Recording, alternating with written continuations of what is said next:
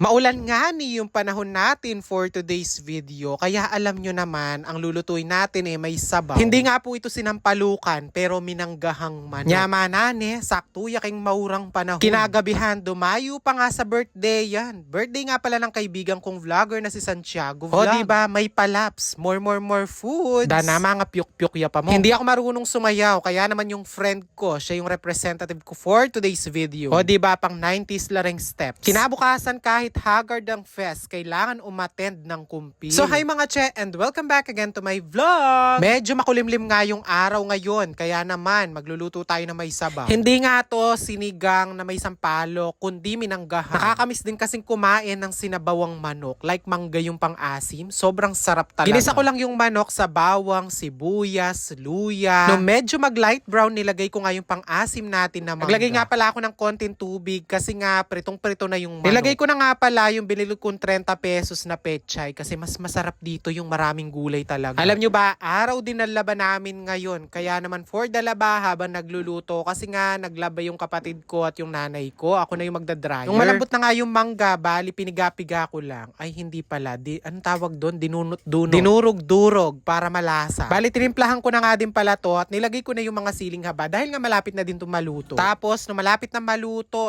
pinatay ko na yung kalan. Baka ma-overcook nga yung mga pichay. Nagsandok na rin ako kasi nga alam nyo naman, masarap kumain kapag mainit yung sabaw. At syempre, perfect na perfect to kung maulan. O kaya magluto ka na kahit di maulan. Perfect pa rin to. Anyway, bumiyahe na nga din pala kami at eto, for sure, baka gabihin na nga kami sa biyahe dahil medyo malayo-layo nga to. So fast forward pagkadating namin dito, ay, Timano, dininanda kaming pinggan. O syempre, anong gagawin? Kakain. Kasama ko nga palang pumunta dito si Mami Vania at saka si Tibet. No ko, karakal na handang paring George. Happy birthday. Kung di nyo kilala si paring George, siya nga pala si Santiago Vlog. So pagkatapos nga namin kumain, ayun, super drink ang first one. Nuko, ini nga beku, bala ko yabiyasan tumerak. Pache pala may kametong niya shot, aw yan na yung datang. Ay nakilala.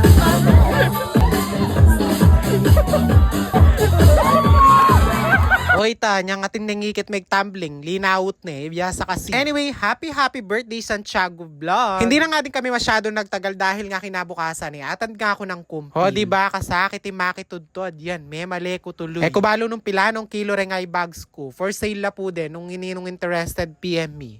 Charot! Valentine's Day nung ganapin nga yung kumpil, kaya naman, walang bibili ng flowers. Charot lang. Grabe, no? Ito yung sampal ng katotohanan. Matanda na talaga ang change. Dati, ako yung batang kinukumpil. Ngayon, ako na yung kasama nung kinukumpil. Kita nyo naman, ang daming ang kinukumpilan ngayong araw. Kaya super pila ang achieve. Nandito kami ngayon sa may San Luis, Pampanga. Marami yung mga kinukumpilan.